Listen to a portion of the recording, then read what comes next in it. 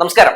ഇന്ന് വി.ഡി. സതീശൻ മലയോര സമരയാത്രയെ കുറിച്ച് മാധ്യമപ്രവർത്തകരോട് സംസാരിക്കുന്ന ഒരു കാഴ്ച കണ്ടു. അതായത് നമുക്കറിയാമല്ലോ, അതായത് ഓരോ ദിവസവും വന്യജീവി ആക്രമണങ്ങൾ വർദ്ധിച്ചു വരുന്ന സാഹചര്യമാണ് സംസ്ഥാനത്തിൽ നിലവിലുള്ളത്. ഓരോ ദിവസവും നമ്മൾ കേൾക്കാൻ ഇഷ്ടപ്പെടാത്ത പല ദുരന്ത കഥകളുമാണ് കേൾക്കുന്നത്. പുലി പിടിച്ച കഥ, കടുവ പിടിച്ച കഥ, ആന ചവിട്ടിക്കൊന്ന കഥ, അങ്ങനെ നമ്മളൊന്നും ഒരിക്കലും ആഗ്രഹിക്കാത്ത ചില സംഭവങ്ങൾ നടക്കുമ്പോൾ സ്വാഭാവികമായും ജനങ്ങൾക്കിടയിൽ വലിയ ഭീതി ഉണ്ടാകും. അത്തരം സാഹചര്യത്തിൽ ആരെങ്കിലും ഒക്കെ വന്ന് ഏതെങ്കിലും രീതിയിലൊക്കെ ഈ പറയുന്നത് പോലെ ആരെങ്കിലും ഒക്കെ പ്രതിക്കൂട്ടിലാക്കിക്കൊണ്ട് സംസാരിക്കുന്നത് കേൾക്കുമ്പോൾ അവർ പറയുന്നതാണ് ശരി എന്നൊക്കെ നമുക്ക് തോന്നും. അപ്പൊ സ്വാഭാവികമായും വി.ഡി. സതീശനും സംഘവും ഈ വിഷയത്തിൽ കളിക്കുന്ന നെറികെട്ട പൊളിറ്റിക്സ് എന്താണ് എന്നാണ് നമ്മൾ തുറന്നു കാണിക്കാൻ പോകുന്നത്. നമുക്കറിയാം, ദുരന്ത സമയങ്ങളിലൊക്കെ കേവലം വോട്ട് ബാങ്ക് രാഷ്ട്രീയത്തിന് വേണ്ടി നെറികെട്ട പൊളിറ്റിക്സ് കളിച്ച് നല്ല ശീലമുള്ള UDF-ന് ഇത്തരം സംഭവങ്ങളിൽ നെറികെട്ട വോട്ട് ബാങ്ക് രാഷ്ട്രീയം കളിക്കാൻ ഒരു രീതിയിലുള്ള ഉളുപ്പും ഉണ്ടാകില്ല എന്ന് വളരെ വ്യക്തമായി തന്നെ സമീപകാലത്തെ പല സംഭവങ്ങളും തെളിയിക്കുന്നുണ്ട്. ഈ വിഷയവുമായി ബന്ധപ്പെട്ട് പ്രിയപ്പെട്ട സുഹൃത്തുക്കളെ, വി.ഡി. സതീശനും സംഘവും ഒക്കെ കളിക്കുന്നത് അതേ രീതിയിലുള്ള ഇത് വയനാട് ദുരന്തവുമായി ബന്ധപ്പെട്ട് നടന്നപ്പോഴും, അതുപോലെ തന്നെ അർജുന്റെ വിഷയത്തിലും, അതുപോലെ തന്നെ ആമേൻചാന്തോട്ടിൽ ജോയി പോയപ്പോഴും, നമ്മുടെ കോവിഡ് സമയത്തും ഒക്കെ കളിച്ച സമാനമായ രീതിയിലുള്ള ഒരു ദുരന്ത പൊളിറ്റിക്സ് തന്നെയാണ് ഇവിടെയും വി.ഡി. സതീശനും സംഘവും കളിക്കുന്നത്. ഈ നാട്ടിലെ ജനങ്ങളെ മുഴുവൻ സംസ്ഥാന സർക്കാരിനെതിരെ തിരിച്ചുവിട്ടുകൊണ്ട് യഥാർത്ഥ പ്രശ്നത്തിൽ നിന്ന്, യഥാർത്ഥ പ്രതികളിൽ നിന്ന് ശ്രദ്ധ തിരിക്കാനുള്ള അതിഗംഭീരമായിട്ടുള്ള ഒരു കളിയാണ് വി.ഡി. സതീശനും സംഘവും നടത്തിക്കൊണ്ടിരിക്കുന്നത്. മലയോര സമരയാത്ര എന്ന പേര് അങ്ങനെ ഇട്ടത് കൊണ്ടായില്ല അവർക്കൊപ്പം എന്ന് പറയാൻ. എന്തായാലും ആദ്യം തന്നെ നമ്മുടെ കടുവകൾക്ക് എന്തൊക്കെയാണ് വേണ്ടത് എന്നതിനെ കുറിച്ച് വി.ഡി. സതീശൻ പറയുന്നുണ്ട്. അത് കേട്ട ശേഷം മനുഷ്യർക്ക് എന്തൊക്കെയാണ് വേണ്ടതെന്നും, എങ്ങനെയാണ് പ്രതിപക്ഷം ഈ വിഷയത്തിൽ ഇടപെടേണ്ടതെന്നും, ഈ വിഷയത്തിൽ സംസ്ഥാന സർക്കാർ എത്തരത്തിലുള്ള ഇടപെടലുകളാണ് നടത്തിയിട്ടുള്ളതെന്നും, ആരൊക്കെയാണ് യഥാർത്ഥ പ്രതികളെന്നും ഒക്കെ ഞാൻ പറയാം. അപ്പോ സതീശ് ചേട്ടാ, നമ്മുടെ കടുവകൾക്ക് എന്തൊക്കെയാണ് വേണ്ടതെന്ന് ഒന്ന് തത്ത പറയുന്ന പോലെ ഒന്ന് പറഞ്ഞു കേൾക്കട്ടെ. ഒരു കടുവയ്ക്ക് 20 ചതുരശ്ര കിലോമീറ്റർ വേണം. ടെറിട്ടോറിയൽ ആനിമലാണ് കടുവ. അപ്പോൾ 354 ചതുരശ്ര കിലോമീറ്ററുള്ള വയനാട്ടിൽ 151 കടുവയുണ്ട്. അവർക്ക് വേണ്ടത് 3000 ചതുരശ്ര കിലോമീറ്ററാണ്. ആലോചിച്ചിട്ടുണ്ടോ? ഒന്നും ചെയ്തിട്ടില്ല. അല്ല, ടൈഗർ റിസർവായി പ്രഖ്യാപിച്ചാൽ ഇപ്പോൾ ഈ കടുവ മാത്രം പോരല്ലോ, കടുവയ്ക്ക് ഇരകളും വേണം. ഒരു കടുവയ്ക്ക് ഒരു 55 മാനെങ്കിലും വേണം ഒരു വർഷം. അപ്പോൾ ഈ 150 കടുവയ്ക്കുള്ള ഇര അവിടെ ഉണ്ടോ ഇല്ലെന്നൊക്കെ ടൈഗർ കൺസർവേഷൻ അതോറിറ്റി പരിശോധിക്കണം. കേട്ടല്ലോ, വി.ഡി. സതീശന് കടുവകൾക്ക് എന്തൊക്കെയാണ് വേണ്ടതെന്ന് നന്നായിട്ട് അറിയാം. പക്ഷെ മലയോര മേഖലയിലുള്ള ജനങ്ങൾക്ക് എന്തൊക്കെയാണ് വേണ്ടത് എന്ന് ഒരു അന്തവും കുന്തവും അറിയില്ല എന്ന് എടുത്തു പറയാൻ കഴിയും. കാരണം എന്താണ്? അതായത് ഈ വിഷയവുമായി ബന്ധപ്പെട്ട് സംസ്ഥാന സർക്കാർ ഒന്നും ചെയ്യുന്നില്ല എന്നതാണല്ലോ നമ്മുടെ പ്രതിപക്ഷം ഉയർത്തുന്ന, UDF ഉയർത്തുന്ന പ്രധാനപ്പെട്ട ആരോപണം. എന്താണ് അങ്ങനെ ഉയർത്താൻ ഇടയായ സാഹചര്യം? സമീപ കാലങ്ങളിൽ, ഈ ഇടക്കാലത്തൊക്കെ നിരവധി വന്യജീവി ആക്രമണങ്ങൾ റിപ്പോർട്ട് ചെയ്യപ്പെടുന്ന സാഹചര്യം ഉണ്ടായി. അതെവിടെയൊക്കെയാണ്? കോൺഗ്രസ് ഭരിക്കുന്ന പല മണ്ഡലങ്ങളിൽ തന്നെയാണ് ഇത്തരത്തിലുള്ള സംഭവങ്ങളൊക്കെ ഉണ്ടായിട്ടുള്ളത്. ഇപ്പോ അവസാനമായിട്ട് നമ്മൾ കണ്ടല്ലോ, അതായത് പഞ്ചാരക്കൊല്ലിയിൽ ഒരു രാധ എന്ന് പറയുന്ന ഒരു അമ്മയെ കടുവ ആക്രമിക്കുന്ന സാഹചര്യം ഉണ്ടായി. അങ്ങനെ പൊതുവെ എല്ലായിടത്തും എടുത്തു നോക്കിയിട്ടുണ്ടെങ്കിൽ ഇത്തരത്തിലുള്ള ആക്രമണങ്ങൾ നടന്നുകൊണ്ടിരിക്കുന്ന സാഹചര്യമാണ് നിലവിലുള്ളത്. അപ്പോ വി.ഡി. സതീശനും സംഘവും എന്താണ് ചെയ്യുന്നത്? വി.ഡി. സതീശനും സംഘവും ഇതൊക്കെ സംസ്ഥാന സർക്കാരിന്റെയും വനം വകുപ്പ് മന്ത്രിയുടെയും ഒക്കെ വീഴ്ചയാണെന്ന് വരുത്തി തീർക്കാൻ വേണ്ടി ശ്രമം നടത്തുകയാണ്. എന്തുകൊണ്ടാണ് ഈ പറയുന്ന വന്യജീവികളെ വെടിവെക്കാത്തത് സർക്കാർ എന്നാണ് ഇവർ ചോദിക്കുന്നത്. കഴിഞ്ഞ ദിവസം ഈ പറയുന്ന കടുവയെ വെടിവെക്കാൻ വേണ്ടി ഓർഡർ ഇറക്കിയ കഥയൊക്കെ എല്ലാവർക്കും അറിയാം. ആ ഓർഡർ സത്യത്തിൽ ഇറക്കിയപ്പോൾ തന്നെ അൻവറും അതുപോലെ തന്നെ വി.ഡി. സതീശനും ഒക്കെ വാ പൊളിച്ചിരിക്കുകയാണ്. ഒരു സർക്കാരിന് നിയമങ്ങളൊക്കെ ഈ പറയുന്നത് പോലെ ബാധകമല്ലാതെ ജനങ്ങൾക്ക് വേണ്ടി ഇങ്ങനെയൊക്കെ പ്രവർത്തിക്കാൻ കഴിയുമോ എന്നവർ മനസ്സിനുള്ളിൽ എന്തായാലും ഓർത്തിട്ടുണ്ടാകും.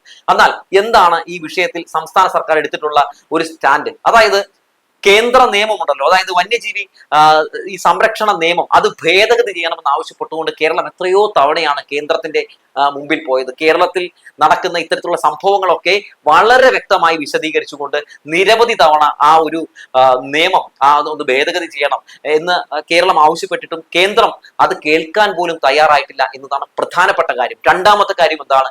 ഈ നിയമവുമായി ബന്ധപ്പെട്ട് കർശനമായിട്ടുള്ള നിയന്ത്രണങ്ങൾ ഏർപ്പെടുത്തിയിട്ടുണ്ട്. എന്നാൽ അതൊന്ന് ലഘൂകരിക്കണം എന്ന് ഈ കേന്ദ്രത്തോട് കേരളം ആവശ്യപ്പെട്ടിട്ടുണ്ട്. ആ വിഷയത്തിലും ഒരു അനുകൂലമായ നിലപാട് കേന്ദ്രം സ്വീകരിച്ചിട്ടില്ല.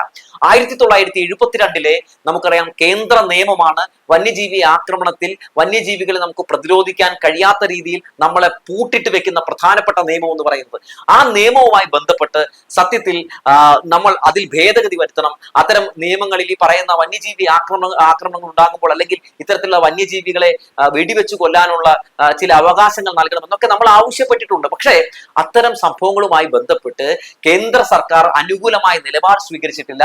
എന്തായാലും കടുവ കടിച്ചു തിന്നട്ടെ അല്ലെങ്കിൽ ആന ചവിട്ടിക്കൊല്ലട്ടെ എന്ന നിലപാടിൽ തന്നെ നിൽക്കുന്നു എന്നുള്ളതാണ് ഇവിടെ എടുത്തു പറയേണ്ട പ്രധാനപ്പെട്ട കാര്യം. അതായത് കേന്ദ്രം ഇത്തരം വിഷയങ്ങളിൽ അവർ വേണ്ട രീതിയിൽ ഇടപെടുന്നില്ല എന്നത് എടുത്തു പറയേണ്ട ഒരു പ്രധാനപ്പെട്ട കാര്യമാണ്.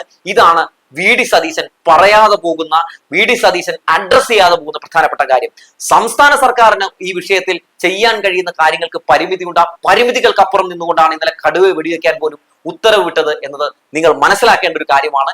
മാത്രവുമല്ല, ഇത്തരം സംഭവങ്ങളുമായി ബന്ധപ്പെട്ട് നമ്മളിപ്പോ കണ്ടല്ലോ, ഈ ഒരുപാട് സംഭവങ്ങൾ നടക്കുന്നുണ്ടല്ലോ. അപ്പൊ ഈ വിഷയവുമായി ബന്ധപ്പെട്ട് നമ്മൾ എന്താണ് ചെയ്യേണ്ടത്? കേന്ദ്രത്തിന് മുമ്പിൽ കേരളത്തിൽ ഇങ്ങനൊരു അവസ്ഥയുണ്ടെന്ന് അവതരിപ്പിക്കേണ്ടത് ആരൊക്കെയാണ്? കേരളത്തിൽ നിന്ന് പോകുന്ന എംപിമാരാണ്. അവർ ഈ കാര്യം അഡ്രസ് ചെയ്യുന്നുണ്ടോ? ഇല്ല. അപ്പോ ഇവിടെയാണ് ഞാൻ പറഞ്ഞ ആ പ്രധാനപ്പെട്ട പ്രതികളെ നിങ്ങൾ മനസ്സിലാക്കേണ്ടത്. അതായത് ഇവിടുത്തെ വന്യജീവി ആക്രമണങ്ങളെ കുറിച്ച് ലോകസഭയിൽ നിശബ്ദതയുടെ കുപ്പായം അണിഞ്ഞിരിക്കുകയും ഒരക്ഷരം മിണ്ടാതിരിക്കുകയും കേരളത്തിലേക്ക് എത്തിക്കഴിയുമ്പോൾ ഇവിടെ പ്രശ്നങ്ങൾ ഉണ്ടാകുമ്പോൾ അത് സംസ്ഥാന സർക്കാരിന്റെ ഭാഗത്തു നിന്ന് വീഴ്ചയാണെന്ന് വരുത്തി തീർക്കുകയും ചെയ്യുന്നിടത്താണ് നിങ്ങൾ ഇത്തരം വി.ഡി. സതീശന്മാരുടെ ഉള്ളിൽ കിടക്കുന്ന നെറികെട്ട പൊളിറ്റിക്സ് മനസ്സിലാക്കേണ്ടത്. ഒരു സർക്കാർ ഈ വിഷയവുമായി ബന്ധപ്പെട്ട്, അതായത് വന്യജീവി ആക്രമണത്തിൽ നിന്ന് ജനങ്ങളെ സംരക്ഷിക്കുന്നതിന് വേണ്ടി പല ശ്രമങ്ങൾ നടത്തിക്കൊണ്ടിരിക്കുമ്പോൾ അവർക്കൊപ്പം കൂടെ നിൽക്കാതെ, കേരളത്തിനൊപ്പം കൂടെ നിൽക്കാതെ, കേന്ദ്രത്തിന്റെ വീഴ്ചകൾ മറച്ചു വെച്ചുകൊണ്ട് നമ്മുടെ വി.ഡി. സതീശനും സംഘവും നടത്തിക്കൊണ്ടിരിക്കുന്ന പൊളിറ്റിക്സ് ഉണ്ടല്ലോ മക്കളെ, അതാണ് സത്യത്തിൽ ഒരൊന്നൊന്നര സംഘി പൊളിറ്റിക്സ് എന്ന് പറയാതെ വയ്യ. മാത്രവുമല്ല, ഈ സംഭവവുമായി ബന്ധപ്പെട്ട് ധനസഹായങ്ങൾ പ്രഖ്യാപിക്കുന്നു, അതിനെപ്പോലും പരിഹസിക്കുകയാണല്ലോ. ധനസഹായങ്ങൾ പ്രഖ്യാപിക്കാൻ നേരത്ത് ധനസഹായം കൂട്ടുന്നു, അതിനെ പരിഹസിക്കുന്നു, ജോലി കൊടുക്കുന്നതിനെ പരിഹസിക്കുന്നു. എന്നാൽ എന്താണ് യഥാർത്ഥത്തിൽ സംഭവിക്കുന്ന കാര്യങ്ങൾ? ഇത്തരം വിഷയങ്ങൾ ഉണ്ടാകുമ്പോൾ കേരളത്തിന്റെ അവസ്ഥകൾ പറഞ്ഞുകൊണ്ട്, എണ്ണി പറഞ്ഞുകൊണ്ട് വന്യജീവി ആക്രമണത്തെ പ്രതിരോധിക്കാനുള്ള വലിയ രീതിയിലുള്ള നീക്കങ്ങൾ കേന്ദ്രത്തിന്റെ ഭാഗത്തുനിന്നുണ്ടാകണം എന്ന് പറഞ്ഞ് ശബ്ദമുയർത്തണ്ടേ? അതിവിടെ നടക്കുന്നില്ലല്ലോ. അപ്പോ ജനങ്ങൾ യഥാർത്ഥ പ്രതികളെ തിരിച്ചറിയുമെന്ന് മനസ്സിലാകുമ്പോൾ ചില ജീത്തു ജോസഫിന്റെ സിനിമയിലെ കാണുന്നത് പോലെ ട്വിസ്റ്റ് ഇവിടെ അവർ നടത്തുകയാണ്. ഒരു യാത്ര നടത്തിയത് കൊണ്ട് ജനങ്ങൾ മുഴുവൻ സംസ്ഥാന സർക്കാരിനെ തിരിയും എന്നാണ് വിചാരിച്ചിരിക്കുന്നത്. ഇപ്പൊ എന്താണ് പുതിയൊരു തന്ത്രം എന്നറിയാമോ? ഇത്തരം സംഭവങ്ങൾ ഉണ്ടാകുന്ന സ്ഥലങ്ങളിൽ മന്ത്രിമാർ പോയി സന്ദർശിക്കുമല്ലോ. അങ്ങനെ മന്ത്രിമാർ പോയി സന്ദർശിക്കുമ്പോൾ കോൺഗ്രസ്സുകാരൊക്കെ കൂട്ടം കൂടി നിന്നിട്ട് ഇവരെയൊക്കെ ഈ മറ്റേ മന്ത്രിമാർക്കെതിരെയൊക്കെ ഓരോ കാര്യങ്ങൾ എടുത്ത് പറയുകയാണ്. നിങ്ങളാണ് ആളെ കൊന്നത്, ഈ പറയുന്ന പോലെ വന്യജീവി ഇറങ്ങാൻ കാരണം നിങ്ങളാണ് ഇവർ ഇറക്കി വിടുന്നത് എന്ന രീതിയിലുള്ള സംസാരങ്ങളൊക്കെ നടത്തുകയാണ്. ഇതിൽ പ്രധാനപ്പെട്ട കാര്യം കൂടിയുണ്ട് കേട്ടോ. അതായത് നമ്മുടെ നാട്ടിൽ ഒരു കടുവ ഇറങ്ങുന്നു, ഈ കടുവ ആളെ പിടിക്കുന്നു. അപ്പോ കേന്ദ്ര സർക്കാരും അതുപോലെ തന്നെ കടുവ സംരക്ഷണ അതോറിറ്റിയും എന്താണ് പറയുന്നതെന്ന് അറിയോ? ആ സർക്കുലറിൽ പറയുന്നത് ഇങ്ങനെയാണ്. അതായത് ഒരു 6 അംഗ സമിതി രൂപീകരിക്കണം, അതിനുശേഷം കമ്മിറ്റി കൂടണം, കമ്മിറ്റി കൂടിയ ശേഷമാണ് തീരുമാനം എടുക്കാവൂ എന്നാണ് പറയുന്നത്. ആ സമയത്ത് മുഖ്യമന്ത്രി പിണറായി വിജയൻ കേന്ദ്രത്തിനോട് ചോദിച്ചൊരു പ്രധാനപ്പെട്ട ചോദ്യമുണ്ട്. അതുവരെയൊക്കെ പുലി നിൽക്കുമോ, കടുവ നിൽക്കുമോ എന്നാണ് ചോദിച്ചത്. ആന ഇറങ്ങിയാലും ആന ചവിട്ടിക്കൊന്നാലും ഇത് തന്നെയാണെന്നേ അവസ്ഥ. അപ്പൊ അത്തരം സംഭവങ്ങളൊക്കെ ഈ പറയുന്ന 6 അംഗ സമിതിയൊക്കെ കൂടിയ ശേഷമാണ് നടപടി സ്വീകരിക്കാൻ പാടുള്ളൂ എന്ന കേന്ദ്രത്തിന്റെ പ്രധാനപ്പെട്ട ഇങ്ങനെ ചില നിയമങ്ങളൊക്കെ നിലനിൽക്കുമ്പോൾ എങ്ങനെ അതിനെ മറികടക്കാൻ കഴിയും? അതിനെ മറികടന്നുകൊണ്ട് നമ്മുടെ സർക്കാർ പ്രവർത്തിക്കുന്നുണ്ടല്ലോ. നമ്മുടെ സർക്കാർ ചില രീതിയിലുള്ള മാതൃകാപരമായ ചില പ്രവർത്തനങ്ങൾ നടത്തുന്നുണ്ടല്ലോ ജനങ്ങൾക്ക് വേണ്ടി. അതുകൂടെ മാധ്യമങ്ങൾ അഡ്രസ് ചെയ്യുന്നില്ല, അതുകൂടെ മാധ്യമങ്ങൾ പറയുന്നില്ല. വി.ഡി. സതീശനെ പോലുള്ള ആളുകൾ പറയുന്ന പെരുന്നുണ പ്രചരിപ്പിച്ചുകൊണ്ട് നമ്മുടെ നാട്ടിലെ ജനങ്ങളെ വിടാനുള്ള ഒരു ശ്രമം നടത്തുകയാണ്. 18 എംപിമാരുണ്ടല്ലോ നിങ്ങൾക്ക്. ഈ 18 എംപിമാരെ വെച്ചുകൊണ്ട് നിങ്ങൾക്ക് സഭയിൽ ഇത് അതിശക്തമായി ഉന്നയിക്കാമല്ലോ. ഇവിടെ ചില പ്രശ്നങ്ങൾ ഉണ്ടാകുന്നു, ഇവിടെ ചില പ്രതിഷേധങ്ങൾ ഉണ്ടാകുന്നു. ഒരു 4 കോലും കുത്തി വെച്ച് ഈ പറയുന്ന ഓരോ മലയോര പ്രദേശങ്ങളിലൊക്കെ പോയി ഇങ്ങനെ ചുമ്മാ കിടക്കുകയാണ്. എന്തിനാണ്? ആ മലയോര പ്രദേശത്തിലെ ജനങ്ങളെ തെറ്റിദ്ധരിപ്പിക്കാൻ വേണ്ടി. എന്നാൽ ഇത് അവിടെ ലോകസഭയിൽ പോയി ഇത്തരത്തിൽ വിഷയങ്ങൾ ഉന്നയിക്കാനുള്ള ആർജവം അവർ കാട്ടിയിട്ടുണ്ടെങ്കിൽ എന്തെങ്കിലും ഒരു ഫലം ഉണ്ടാകും. അത് ചെയ്യില്ല. അങ്ങനെ ചെയ്തിട്ടുണ്ടെങ്കിൽ കേരളം വന്യജീവികളെ പ്രതിരോധിക്കുന്നതിന് വേണ്ടി നടത്തിക്കൊണ്ടിരിക്കുന്ന ആ പോരാട്ടം വിജയപാതയിൽ എത്തിയാലോ എന്നാണ്. ഏത് ഘട്ടത്തിലാണ്, എന്ത് പ്രശ്നത്തിലാണ് ഈ പറയുന്ന കേരളത്തിനൊപ്പം പ്രതിപക്ഷം നിന്നിട്ടുള്ളത്?